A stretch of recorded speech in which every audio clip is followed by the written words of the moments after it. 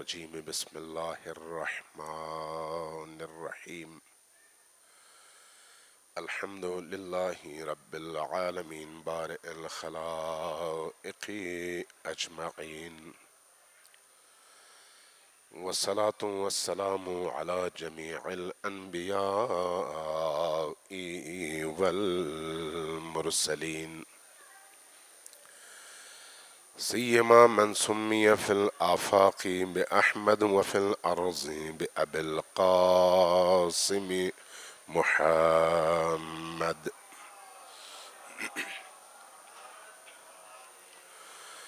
والصلاة والسلام على أولاده الطيبين الطاهرين المعصومين الميامين واللعنة الدائمة على أعدائهم أجمعين من يوم عداوتهم إلى قيام يوم الدين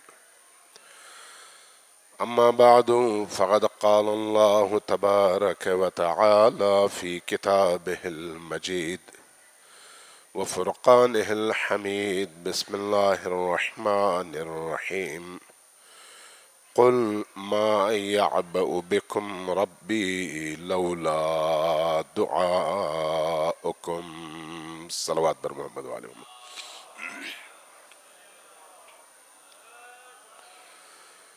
آپ کی تعداد کافی زیادہ ہے اور یقیناً آپ ابھی تازہ دم بھی ہیں، زیادہ تھکے ہوئے بھی نہیں ہیں، تو اس لیے صلوات کی آواز جو کہ ہماری روحوں کو معطر اور نورانی کرنے کے لیے ہے اونچی ہونی چاہیے.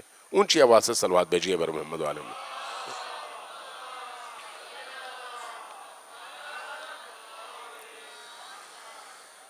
بارگاہ رضوی میں آپ کی تمام طاعات، تمام دعاؤں، مناجاتوں، زیارتوں اور آرزوؤں کی قبولیت کے لیے ایک دفعہ پھر اونچی آواز سے صلوات بھیجیے بر محمد وعلی محمد.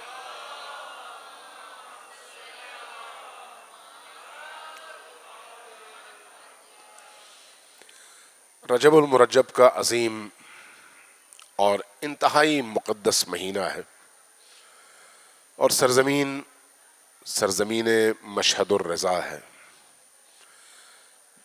امام رضا علیہ السلام کی ملکوتی بارگاہ کے سائے میں رجب المرجب کے مہینے میں آپ اس مقدس مقام پر تشریف فرما ہیں. مکان اور زمان دونوں انتہائی مقدس اور رحمت خدا کو انسان تک پہنچانے کا ذریعہ ہے. جس مقام پر آپ ہیں یہ مقام دعا ہے، مقام مناجات ہے، مقام گریہ ہے اور اللہ سے متصل ہونے کا بہترین واسطہ اور ذریعہ. مجھے بھی کہا گیا ہے کہ میں دعا کے موضوع پر ان 2 راتوں میں کچھ عرائض آپ کی خدمت میں عرض کروں کہ اہل البیت علیہ السلام اور دعا ضمنی طور پر ظاہر ہے کئی چھوٹے چھوٹے موضوعات بنتے ہیں. دعا انسان کے اندر اس کی روح کو نورانی کرنے اور اس کو کمال انسانی تک پہنچانے کا سب سے مؤثر اور سب سے بہترین ذریعہ ہے. اگر دعا ہے تو انسان زندہ ہے، دعا اگر نہیں ہے تو ہو سکتا ہے وہ کھانا کھاتا ہو، پانی پیتا ہو، سوتا جاگتا ہو، لیکن چونکہ اس کی زندگی میں دعا نہیں ہے، دعا نہ ہونے کی وجہ سے اس کی روح مردہ ہے، اور جس کی روح مردہ ہے وہ چلتا پھرتا لاشا ہے.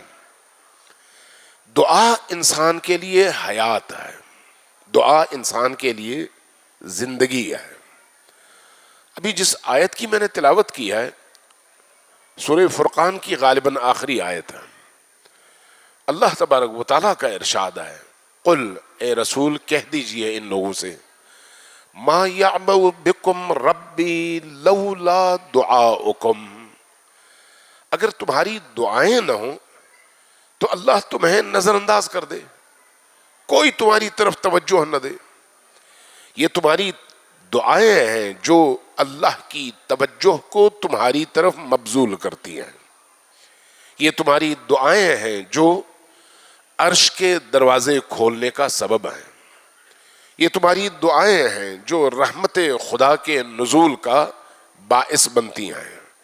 اس لیے دعا کو کبھی بھی ہلکا نہ لیں، کبھی بھی ہلکا نہ لیں. دعا کیا ہے؟ بعض اوقات ہم چند رٹے ہوئے الفاظ کو دعا کہتے ہیں. مثلا فلان دعا ہمیں رٹائی گئی ہے، دعا میں کیا ہے نہیں معلوم. دعا چند الفاظ کا نام نہیں ہے کہ آپ نے فلان دعا پڑھ لی تو یہ ہو جائے گا، فلان دعا پڑھ لی تو وہ ہو جائے گا. یہ جو تصور ہے دعا کا، یہ ہندوؤں سے آیا ہوا تصور ہے. جیسے ان کے ہاں ہے فلان جنتر پڑھو، فلان منتر پڑھو. لفظ عجیب و غریب، سمجھ مجھے کچھ نہیں آ رہا، بس ان لفظوں کی تکرار کرنی ہے، اس کے نتیجے میں یہ ہو جائے گا وہ ہو جائے گا. یہ تصور دین کا نہیں ہے، اسلام کا نہیں ہے. اسلام میں جو دعا کا تصور ہے وہ روح کی ترجمانی ہے اللہ کی بارگاہ میں. انسان اپنی پوری ہستی کے ساتھ اللہ کی بارگاہ میں اس طرح سے حاضر ہو کہ اس کا بدن، اس کی روح، اس کا ذہن، اس کی سوچیں، اس کے افکار، تمام چیزیں مجسمے طلب بن جائیں اور اپنے رب کے حضور سر بسجود ہو جائیں. دعا لفظ نہیں ہے، دعا کیفیت کا نام ہے، حالت کا نام ہے. اس لیے ہو سکتا ہے ایک شخص صبح سے شام تک بیٹھ کر پوری مفاتیح ختم کر دے، لیکن اس کی مثال اس بطخ کی سی ہے جس کو آپ پانی کے اندر ڈبو دیں اور نکال لیں، پانی اس پر کوئی اثر نہیں کرتا. کیوں؟ اس لیے کہ اس کے جسم پر جو چکناہٹ ہے وہ اس پانی کو اس کے جسم تک پہنچنے میں مانع ہے، رکاوٹ ہے، اس لیے اس پر اس پانی کا اثر نہیں ہوتا. جبکہ کسی اور پرندے کو آپ ڈال دیں جس میں چکنائی نہیں ہے، وہ فوراً پرندہ گیلا ہو کر نکلے گا. یہ جو رٹے رٹائے الفاظ ہیں، جب تک یہ الفاظ روح کے ترجمان نہ بنے، جب تک انسان کی فکر کا ترجمان نہ بنے، جب تک روح ان الفاظ کے ساتھ ساتھ سفر کر کے رب کی بارگاہ میں حاضر نہ ہو، اس وقت تک وہ الفاظ ہیں، دعا نہیں ہے. یہی حالت نماز کی بھی ہے، لیکن اس وقت چونکہ موضوع دعا ہے اس لیے دعا ہی پر بات کرتے ہیں. اس لیے یہ ضروری نہیں ہے کہ آپ مفاتیح الجنان یا فرض کریں تحفۃ العوام یا کوئی اور دعاؤں کی کتاب اول سے آخر تک ساری کتاب ختم کر دیں. نہیں، یہ دعا نہیں ہے. دعا لفظ بھی نہیں ہے، دعا ایک حالت ہے، کیفیت ہے، ایک ایسی کیفیت جس میں انسان اپنے رب سے متصل ہو جاتا ہے. رب سے متصل ہو تو کیا ہوتا ہے؟ آپ کے ہاتھوں میں، آپ کی جیبوں میں موبائل ہے، اس کے اندر بیٹری بھی ہے، آف ہو جائے تو بے جان ہے، آن ہو جائے تو جاندار ہے، آن ہو لیکن سم نہ ہو تو پھر بھی بے جان ہے، آن ہو اس کے اندر سم ہو اور سم میں کرنٹ بھی ہو، کرنٹ سے مراد سگنل بھی ہو تو پھر وہ زندہ ہے. آپ کو عالم سے جوڑنے کا سبب ہے وہی موبائل. لیکن اگر سگنل نہ ہو تو وہ ایک پتھر کی طرح سے ہے، لکڑی کی طرح سے ہے، کسی اور چیز کی طرح سے ہے، وہ کوئی آپ کو متصل نہیں کرتا دنیا کے ساتھ. انسان کی روح کو اللہ سے جو چیز متصل کرتی ہے اور جوڑتی ہے وہ اس کی وہ باطنی کیفیت ہے، وہ سگنلز ہیں جو اس کو اللہ سے جوڑتے ہیں. دعا اس کیفیت کا نام ہے. لہذا ائمہ اطہار علیہم الصلوۃ والسلام نے ہمیں اس کیفیت کے اظہار کے لیے کچھ کلمات، کچھ جملے، کچھ عبارتیں بتائی ہیں کہ ان عبارتوں کے ذریعے سے اپنے رب سے متصل ہو جاؤ. جب ہم ان عبارتوں کے ذریعے سے متصل ہوتے ہیں تو وہ عبارتیں نور ہیں، چونکہ کلام نور کا کلام ہے.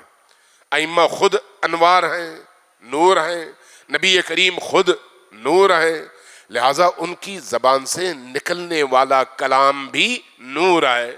اب یہی نور جب آنکھوں کے ذریعے سے، عبارتوں میں سے آنکھوں کے ذریعے سے ہماری روح تک منتقل ہو تو ہماری روح کو بھی یہی نور نورانی کر دیتا ہے.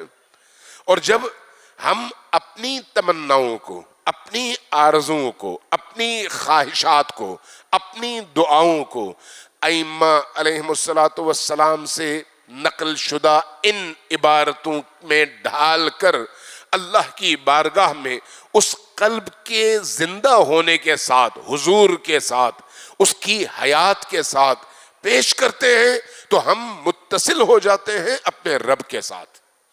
اور یہ جو اتصال ہے، اپنے رب سے اتصال، یہ وہ کرنٹ ہے جو ہمارے اندر حقیقی زندگی پیدا کرنے کا سبب ہے. صلوات بھیجیے بر محمد و آل محمد.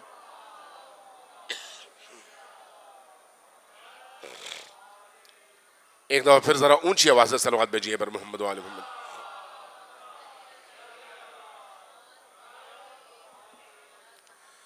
ایک انسان اگر صرف کھاتا پیتا رہے تو اس کو زندہ انسان نہیں کہا جاتا.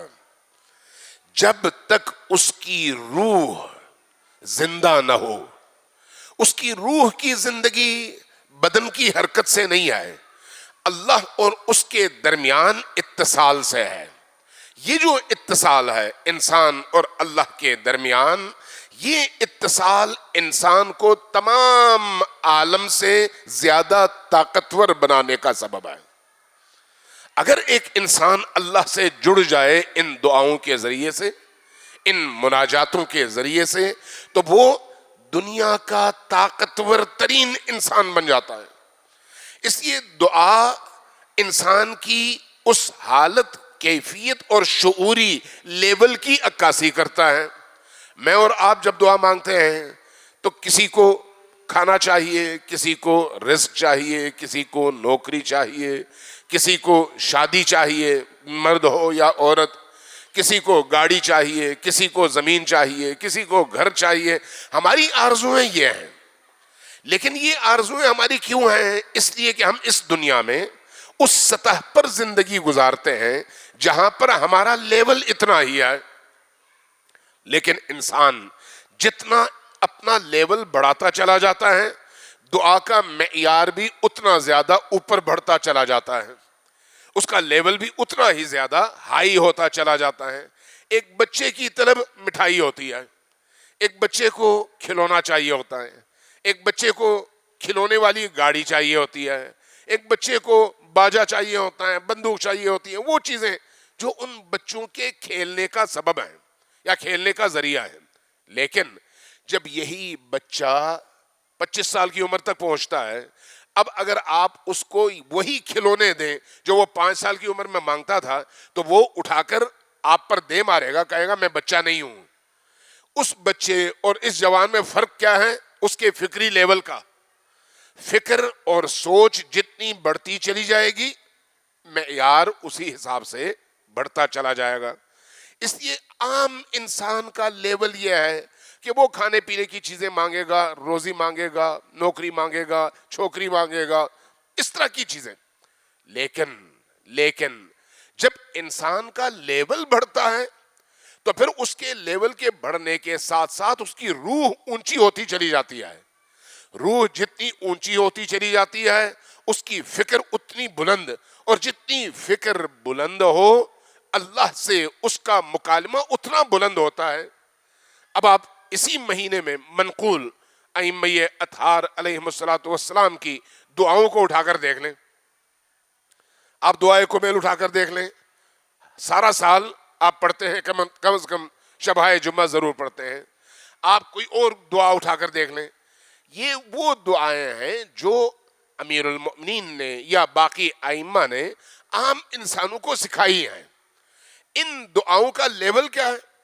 وہاں پر مانگا گیا ہے، طلب کی گئی ہے، لیکن کیا وہ جو انسان کے حقیقی زندگی کی ضرورتیں ہیں، وہ جو عارضی چیزیں ہیں، ان کو مانگنے سے منع نہیں کیا گیا، لیکن جس چیز کی طرف توجہ دلائی گئی ہے وہ یہ ہے کہ ان چھوٹی چھوٹی چیزوں پر مانگ کر رک نہ جانا، اس سے آگے بڑھو، اس سے اوپر چڑھو، اس سے اوپر کے لیول کی طرف سفر کرو۔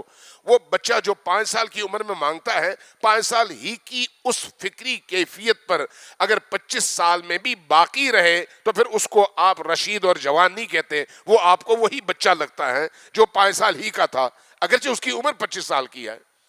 ہم سے دعا کے ذریعے سے جو ہماری تربیت کی گئی ہے اور ہم سے مانگا گیا ہے وہ کیا ہے؟ وہ یہ ہے کہ اپنی فکری لیول کو بلند کریں، اپنے آپ کو اونچا کریں، اتنا اونچا کریں کہ جب آپ اس لیول پر پہنچیں تو خدا خود آپ سے کہے کہ اے میرے بندے اب مانگو کیا مانگتے ہو۔ اور ایک انسان جب اس لیول پر پہنچتا ہے تو پھر اس کی مانگ، اس کی طلب، اس کی دعا چھوٹی نہیں ہوتی، وہ پھر اتنی ہی بڑی ہوتی ہے۔ ایک شخص رسول کریم صلی اللہ علیہ وآلہ وسلم کا میزبان تھا۔ ذرا اونچی آواز سے دوبارہ صلوات بھیجیے بر محمد والے۔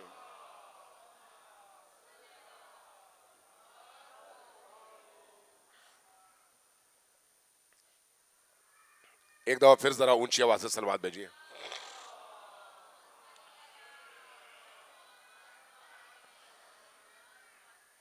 رسول کریم کسی کے گھر مہمان تھے، وہ میزبان تھا، اس نے میزبانی بڑی اچھی کی۔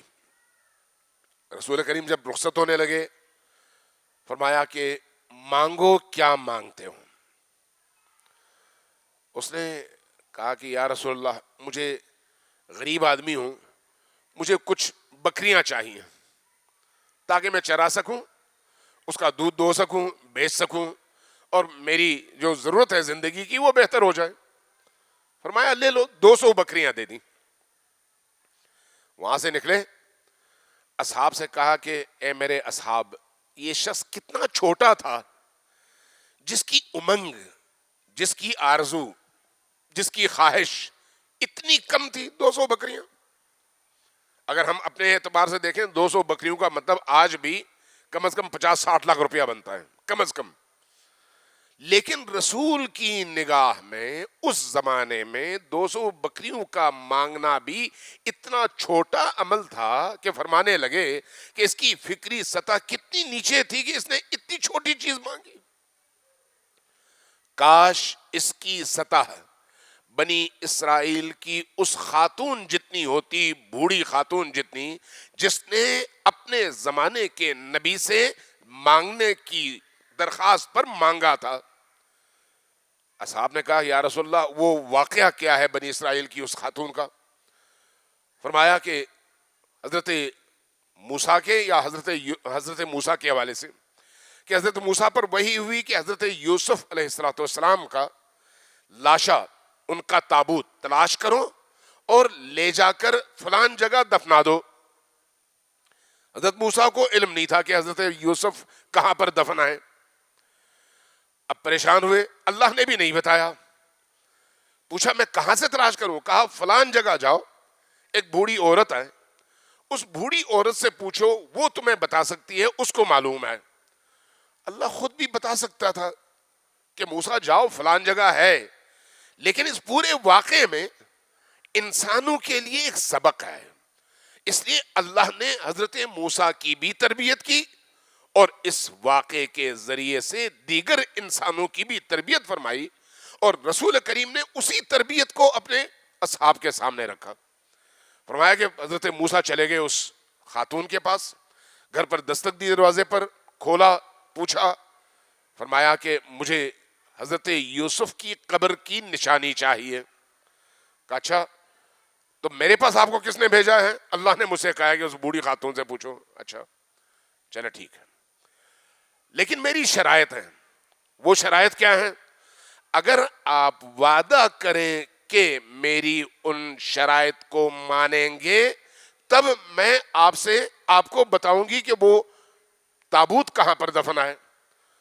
حضرت موسیٰ نے اللہ کی طرف رجوع کیا، جواب آیا مان لو، اس کی جو بھی شرائط ہے مان لو۔ کہو گے ٹھیک ہے میں تمہاری ہر شرط ماننے کو تیار ہوں۔ فرمایا پوچھو کیا ہے تمہاری شرائط؟ کہا پہلی شرط یہ ہے کہ آپ مجھے جنت میں اپنے ساتھ رکھیں گے۔ ذرا سوچیں، ایک بوڑھی خاتون ہے، اس کی سطح کیا ہے؟ وہ یہاں پر بکریاں نہیں مانگ رہی، وہ یہاں پر چھوٹی چھوٹی چیزیں نہیں مانگ رہی، بلکہ کہہ رہی ہے آپ مجھ سے یہ وعدہ کریں کہ آپ بہشت میں مجھے اپنے ساتھ رکھیں گے۔ وعدہ کیا کہ ہاں تو میں اپنے ساتھ رکھوں گی۔ کہا میں 90 سال کی بوڑھی ہوں، مجھے جوان کر دیں۔ ٹھیک ہے، اب اللہ نے جب وعدہ کیا تو یہ شرط بھی قبول ہے۔ بعض لوگوں نے نقل کیا کہ عرض کیا کہ آپ مجھ سے وعدہ کریں گے آپ مجھ سے شادی بھی کریں گے۔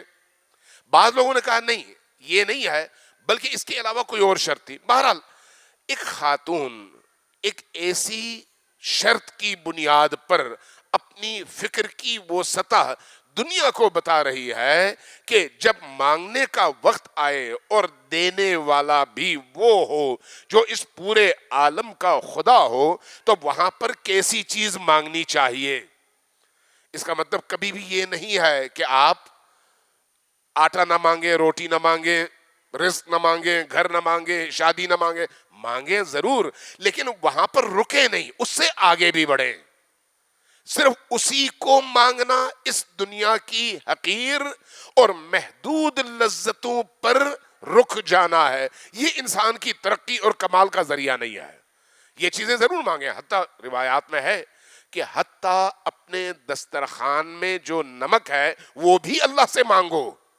اس میں کبھی یہ نہ سوچیں گے یہ کیوں مانگے، نہیں وہ بھی مانگیں، لیکن اپنی مانگ اس محدود چیز پر روک کر اپنے سفر کے اس مسیر میں رکاوٹ کھڑی نہ کریں۔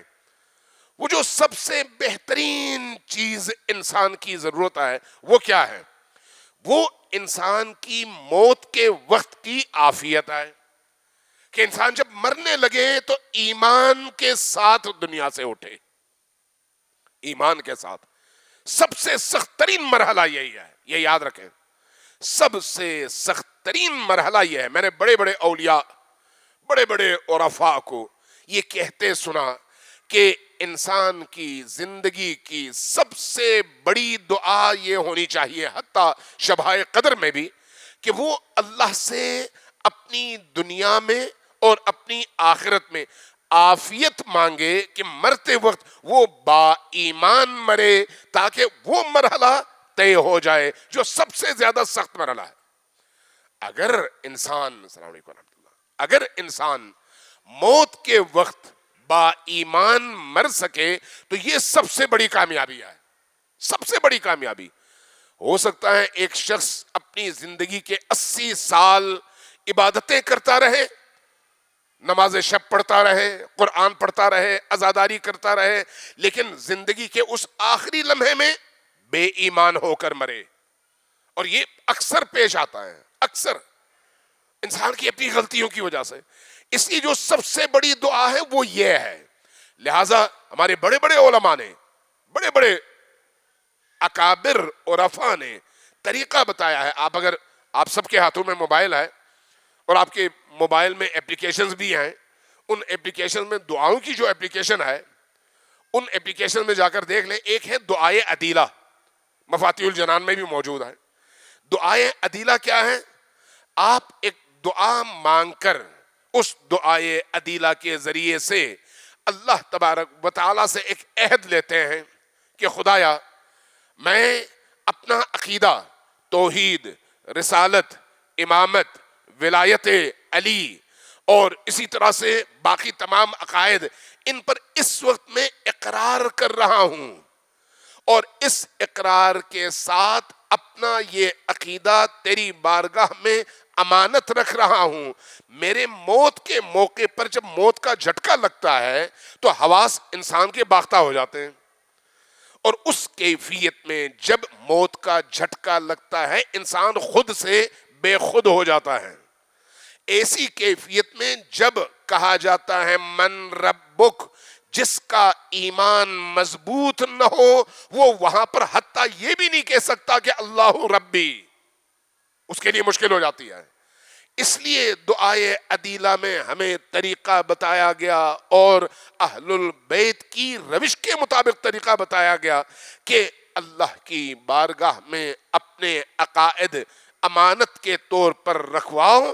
اللہ امانت دار ہے اور اس سے وعدہ لو کہ خدایا جب میرے مرنے کا وقت آئے، جب موت کی چنگاڑ سے اور جھٹکے سے میں حواس باختہ ہو جاؤں اور اپنے آپ میں نہ رہوں، تو وہاں پر تو مجھے میرے یہ عقائد واپس کر دے تاکہ میں بتا سکوں کہ میرا عقیدہ کیا ہے، میری سوچ کیا ہے، میری فکر کیا ہے.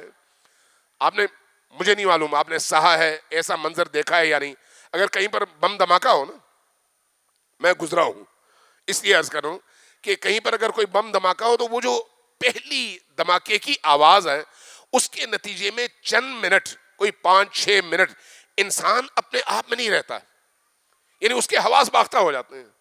چاہے دنیا میں کچھ بھی ہو رہا ہو اس کو نہیں پتا چلتا کہ وہ ہے کون، کہاں پر ہے اور اس کے گرد و پیش میں کیا ہو رہا ہے. ایک بم کے دھماکے کی آواز سے انسان اتنا حواس باختہ ہو جاتا ہے. موت کی جو چنگاڑ ہے، موت کا جو مرحلہ ہے، وہ اس بم کے دھماکے سے کروڑوں گنا زیادہ سخت ہے.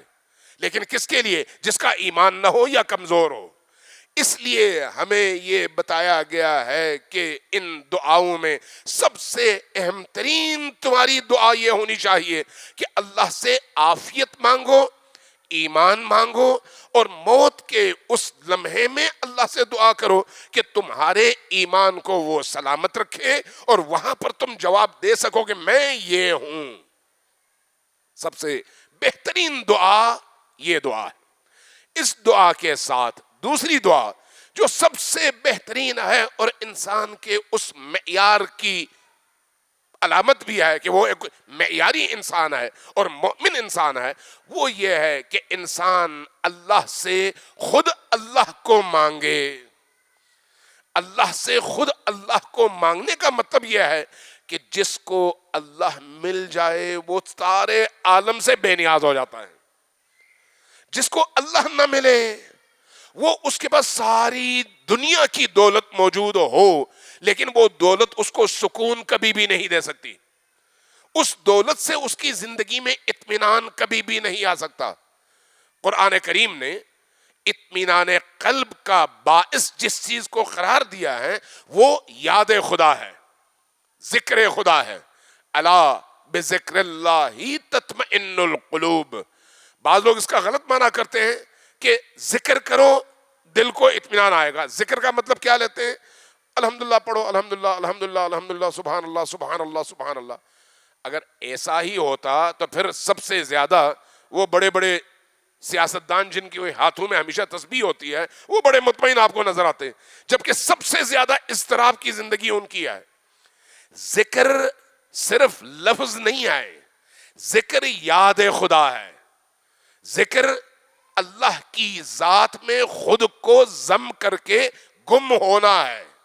ذکر عشق خدا میں باقی موجودات سے بے خبر ہونا اور اس کی نسبت باخبر ہونا ہے. ذکر یعنی اس کی یاد میں اس طرح سے مستغرق ہونا ہے کہ آپ کے ارد گرد کچھ بھی ہو رہا ہو آپ کو نہ پتا چلے. کیوں؟ اس لیے کہ آپ اس کی ذات میں گم تھے. امام سجاد کے حوالے سے روایات ہیں کہ آپ نماز میں مصروف تھے، گھر میں حوض تھا، بچہ گیا حوض میں گر گیا، شور اٹھا، سارے گھر والے بچے کو نکالنے میں لگے ہوئے تھے اور امام اپنی نماز کی کیفیت میں تھے. نماز ختم ہوئی، دیکھا امام پر کوئی اثر نہیں ہوا، آرام سے بیٹھے ہوئے ہیں، ذکر میں مصروف ہیں. آ کے کہا گیا کہ یا ابن رسول اللہ یہ حادثہ ہوا، یہ واقعہ ہوا، آپ کو نہیں پتا چلا؟ فرمایا نہیں. کیوں؟ اس لیے کہ میں نماز میں تھا. نماز میں تھا مطلب یعنی اللہ سے راز و نیاز میں اتنا گم تھا کہ مجھے باہر کی ان شور شرابوں کی کوئی خبر نہیں ہوئی کہ ہوا کیا. وہ تو امام تھے، میں امام کی بات صرف ایک سند کے طور پر بیان کرنا چاہ رہا تھا، لیکن آج کے دور میں ایسے علماء کو جانتا ہوں، ایسے مجتہدین، ایسے عرفاء، جن کے اپنے گھر میں ہو بہو اسی طرح کا واقعہ پیش آیا، بچہ پانی میں ڈوب گیا، لیکن باپ جو عارف ہیں، نماز میں مصروف تھے، ان کو پتہ نہیں چلا کہ یہ واقعہ ہوا ہے۔ جب بعد میں نماز سے نکلے اور بتایا گیا کہ بچہ وفات پا گیا ہے، سجدریز ہو کر کہنے لگے کہ خدایا تو نے ایک امانت دی تھی، واپس لی ہے، تیرا لاکھ لاکھ شکر ہے۔ یہ کس چیز کی علامت ہے؟ ذات خدا سے عشق اور اس ذکر عملی کی علامت، کہ انسان دعا کی کیفیت میں اس طرح سے ذات خدا میں گم ہو کہ اس کو پھر کسی اور چیز کا پتہ ہی نہ ہو۔ یہ کیفیت اگر انسان کی زندگی میں چند ساعتیں رہیں، فجر کے موقع پر، عشاء کے موقع پر، دن کے کسی موقع پر، جب انسان کا دل آمادہ ہو جائے اس کیفیت کے لیے، تو وہاں پر اس کیفیت کو مس نہ کریں۔ جب بھی یہ موقع ملے، انسان کا دل ہمیشہ دعا کی طرف راغب نہیں ہوتا، کبھی دعا کرنے کو بڑا جی چاہ رہا ہوتا ہے، کبھی چاہتے ہوئے بھی دعا کا مزہ نہیں آ رہا ہوتا، بیزاری کی کیفیت ہوتی ہے۔ اس کیفیت میں لمبی دعائیں پڑھنا فضول ہے، کوئی ضرورت نہیں ہے لمبی دعائیں پڑھنے کی۔ زندگیوں میں سب سے اہم ترین عنصر ہے جو ہمیں روح کے اعتبار سے زندہ رکھتی ہے۔ اگر دعا کسی کی زندگی میں ہے تو وہ زندہ ہے، اگر نہیں ہے تو وہ مردہ ہے۔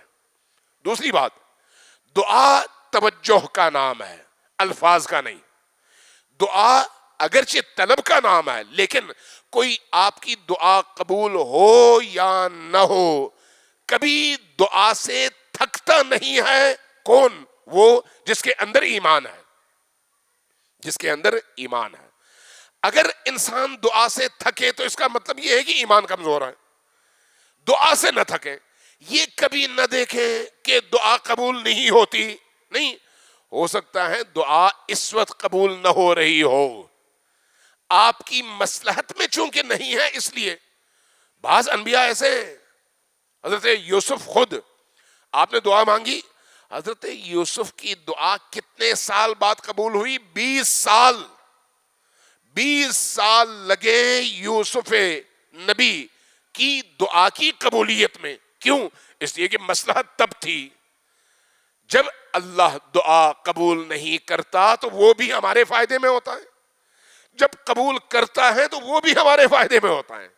اس لیے اگر دعا قبول نہیں ہوتی تو مایوس کبھی بھی نہ ہو، دعا کا کام کبھی بھی نہ چھوڑیں۔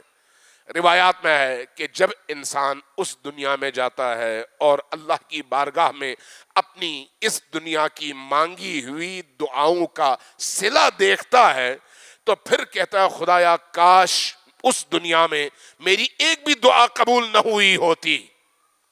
اس لیے کہ وہ دنیا ہے جہاں پر انسان کو ان دعاؤں کا جو صلہ ملتا ہے وہ آپ کے ہمارے چشم تصور سے بالا تر ہے، ہمارے تصورات سے بالا ہے۔ اتنا بڑا اور اتنا عظیم اجر اس دنیا میں ہے، لیکن اس دنیا میں بھی دعا قبول ہوتی ہے، لیکن تب ہوتی ہے جب انسان کی اپنی مصلحت ہو۔ آپ جب بچہ آپ سے کوئی کاٹدار چیز مانگے، مرچیں مانگے فرض کریں، یا فرض کریں آپ سے کوئی زہر مانگے، آپ سے بندوق مانگے، آپ اس کے ہاتھ میں نہیں دیتے۔ کیوں؟ بچے کے لیے نقصان دہ ہے، بچہ ضد کرتا ہے، آپ کہتے ہیں نہیں، اور بعض اوقات ڈانٹ بھی دیتے ہیں، لیکن اس کو ایسی چیز ضرور لے کر دیتے ہیں جس سے اس کا نقصان تو نہ ہو لیکن دل بہلے۔ ہم بھی اپنی زندگیوں میں اسی بچے کی طرح سے ہیں اللہ کی بارگاہ میں۔ بعض اوقات ہمارا دل سمجھتا ہے کہ یہ چیز ہمارے لیے بڑی مفید ہے اور ہم بار بار مانگتے ہیں، اللہ نہیں دیتا۔ کیوں نہیں دیتا؟ اس لیے کہ اگر وہ مجھے ملے تو میں تباہ ہو جاؤں گا، اس وقت مجھے نہیں اندازہ۔ لہٰذا دعاؤں کی قبولیت اور عدم قبولیت کا انحصار بھی ہمارے اپنے اعمال پر ہے اور ہمارے اپنے فائدے پر ہے کہ آیا دعا کی قبولیت ہمارے فائدے میں ہے یا نہیں ہے۔ اگر فائدے میں ہے تو اللہ قبول کرتا ہے، اور اگر فائدے میں نہیں ہے تو اللہ قبول بھی نہیں کرتا، لیکن اس کا عوض، اس کا بدلہ کسی اور موقع پر اس طرح سے دیتا ہے کہ انسان سوچتا ہے کہ کاش اس وقت میری دعا قبول نہ ہوئی ہوتی تو آج میں اور زیادہ اللہ سے حاصل کر پاتا، اس دنیا میں بھی اور اس دنیا میں بھی۔ اللہ تبارک و تعالیٰ سے دعا ہے کہ ہم سب کی توفیقات خیر میں اضافہ فرمائے، ہمارے ایمان کو سلامت رکھے، ہمیں اہل دعا اور اہل مناجات انسانوں میں قرار دے، ہمیں گریہ کی توفیق عطا فرمائے، ہمیں دعاؤں کی لذتوں سے آشنا فرمائے۔ دعائیں جو کہ ائمہ اطہار علیہ السلام سے منقول ہیں، ان کی تلاوت کی توفیق ہمیں روز و شب عطا فرمائے۔ ہمیں صحیفہ سجادیہ کی دعائیں، مفاتیح الجنان کی دعائیں اور امام سجاد علیہ السلام کی باقی مناجاتیں، اسی طرح سے امیر المؤمنین کی مناجاتیں، ان مناجاتوں سے آشنائی کی توفیق عطا فرمائے، ہماری روحوں کو اہل دعا قرار دے اور دعا کی نورانیت کے ذریعے سے ہماری روحوں کو، ہمارے دلوں کو، ہمارے افکار کو نورانی فرمائے۔ اللہ سے دعا ہے کہ آپ سب کی، ہم سب کی اس بارگاہ میں حاضری کو، زیارت کو اپنی بارگاہ میں قبول فرمائے۔ جن جن عزیزوں نے ہم سے دعا کی درخواست کی ہے، اس بارگاہ میں آپ ہم سب مل کر ان کے لیے دعائیں کر رہے ہیں، ان تمام دعاؤں کو مستجاب فرمائے، ہم سب کی زیارتوں کو قبول فرمائے، ہمیں بار بار اس بارگاہ میں آنے کی توفیق عطا فرمائے، جو جو دعائیں ہم نے مانگی ہیں وہ ساری دعائیں قبول فرمائے، جو دعائیں نہیں مانگی ان کو بھی قبول فرمائے۔ اللہ سے دعا ہے کہ اس وقت عالمی شیاطین کا اکھٹا ہے اسلام کے خلاف، دین کے خلاف، انقلاب کے خلاف، تشیع کے خلاف، اللہ کے برگزیدہ بندوں کے خلاف، اس اسلامی مملکت کے خلاف۔ اللہ سے دعا کرتے ہیں کہ ان تمام دشمنوں کو نیست و نابود فرمائے، ان تمام دشمنوں کو رسوا فرمائے، انقلاب کو، رہبر انقلاب کو، انقلاب کے تمام ان سرکردہ سربراہوں کو جنہوں نے خون دے کر اس انقلاب کی حفاظت کی، محنت کر کے اس انقلاب کو بچایا، ان سب کی ان کاوشوں کو بارگاہ رب میں قبول فرمائے۔ ہم سب کو اس انقلاب کا ساتھ دینے اور امام زمان کے اس عالمگیر انقلاب میں اپنا حصہ ڈالنے کی توفیق عطا فرمائے، امام زمان کے ظہور میں تعجیل فرمائے، ان کے قلب اطہر کو ہم سے راضی فرمائے، ہمیں ان کے آوان و انصار میں شمار فرمائے، اور جب تک ہم اس سرزمین میں ہیں ہمیں دعا کی لذتوں سے آشنا فرمائے اور دعا کی ان لذتوں سے ہماری روحوں کو سرشار فرمائے۔ ربنا تقبل منا انک انت السمیع العلیم برحمتک یا ارحم الراحمین، وصلی اللہ علی محمد وآلہ الطاہرین۔